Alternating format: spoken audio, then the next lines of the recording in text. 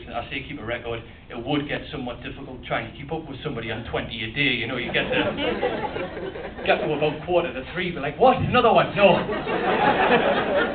Staying right here, mate, I'm absolutely shattered. My shirt is sticking to me back now.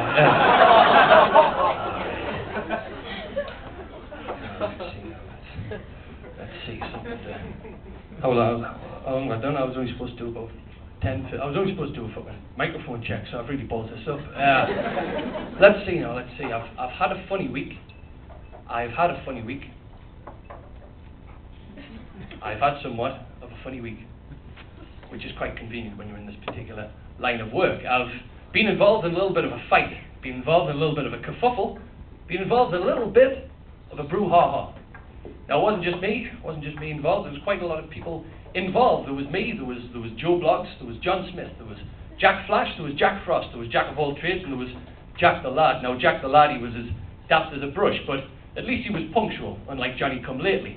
Now, we squared off, left, right and centre, against every Tom, Dick and Harry. Now, I was including Happy Harry, doubting Thomas, he wasn't sure if he was going to make it, and of course, Peeping Tom, who had his watchful eye, who had the man on the street, he was a man of his word, who had the new kid on the block, who had a chip on his shoulder, who had the new kid in town, who was a chip off the old block, so it was quite the motley crew. Now, just for the record, the fight was a long time coming. We had some bad blood with the big cheese, a couple of bad apples, and a few bad eggs, so it was a real recipe for disaster. However, we were eager to get the show on the road and get our hands dirty nonetheless, so we went charging at them, all guns blazing, and for a while it was 6 of one and half a dozen of the other. But faster than the speed of light, we were getting 7 bells knocked out of us, so we were down and out, and well, out for the count. But just in the nick of time, in came our knight in shining armour, on a dark horse and carrying with him a double-edged sword. Now, he was only yay high if he's an inch, but remember, it's not the size of the man in the fight,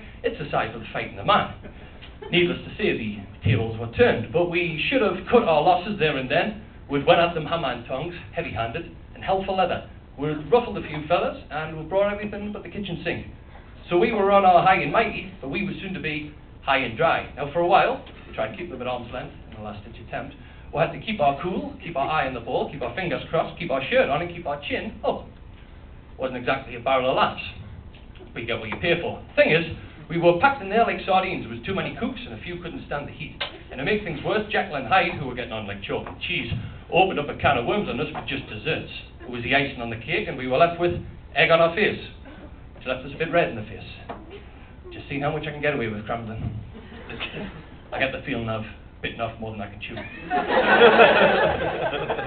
Quick, what was the 25th idiom I used in that monologue? Too slow, we'll start again. I've had a funny week. You're laughing. Could have done with that about 5 minutes ago. Let's see. I've started with the cookie crumbles, I suppose. I'll not do any more. Fuck off. Not all about you, you know. Right, okay, no, let's see now. I've something to close on. Ladies and gentlemen of Cranland, give me a cheer. How many people here watch the television show when it's on, the X Factor? Right, okay, mainly lasses from what I could hear there. Ladies and gentlemen of Cranland, give me a cheer if you couldn't give a balls, could not give a town halls about the X Factor. How many people here would not watch a show but will happily watch the first 6-week audition shows? Yes, because what ITV have done is a significant amount of market research, and what they found is that people like to laugh at freaks, essentially. Freaks on the television, I will watch plenty of that. But whether we like it or whether we hate it, it's going to... Hang on.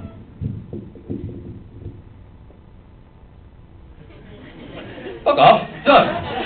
You know, these mic stands are unpredictable. But whether we like it or hate it, we have to accept the fact that it's going to be on the screens for quite some time, because they've found a winning formula with the audition shows. Every audition show is always the same. Everyone's always outside the big football stadium just for an X Factor, saying the X Factor. Go inside the building, there's usually the big 40-stone man from the Clean Direct adverts. Remember them? Dancing, making an absolute tit of himself, but he's quite happy to do so because he's got a crowd of morons surrounding and applauding him, and an ITV2 camera right in his face. Then we'll go along the corridor, we'll see 57-year-old dinner lady / bingo caller Pat from Ashington. Interchangeable local reference, don't worry about it, but she doesn't win the X Factor. One question you will always ask your mate at least once whenever watching the auditions. Is that one a man or a woman? They invariably never win the X Factor. Then we see a montage of about 8 to 16 people who don't get through. A couple get thrown out by the security guard. Any takers of what you need from them at the end of every X Factor segment? So we've had all the bad ones. What would you think would naturally come after that? Sub-story. Yes, thank you. You've got it in one there, a sub-story. Now, have you seen this before? Yeah. Oh, very good. Well, no surprises then. I'll get you up. I've got the CDs. Anyone can do it. You sure? Okay. Yeah. I know what it is. Like, fucking hope so. Anyway. It's sub-story. Now, if anybody's unfamiliar with this concept, it's not enough for somebody to get through X Factor just having a good voice. It always has to be some sort of overcoming adversity story, or some sort of bravery story, or some shit like that.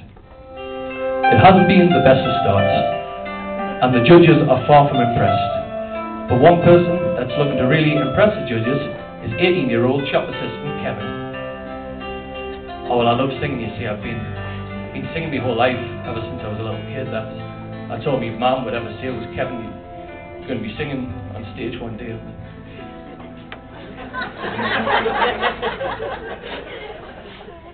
Sorry, it's just I lost my mum not too long ago.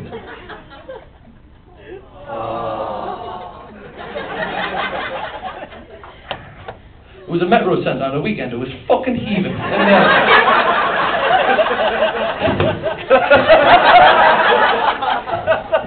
Good night. No, he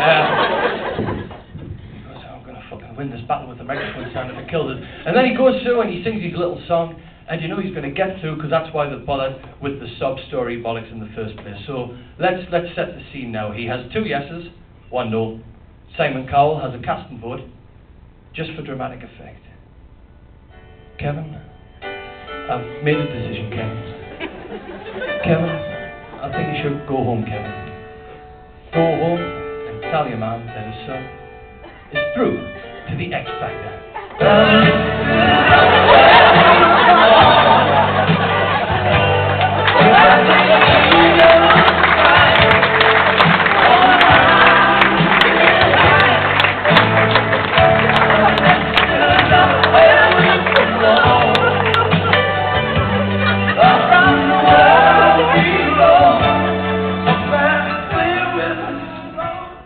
Time on the X Factor. I'll take your word. Any 31 I'll show you on the telly and all that. No, she's just right.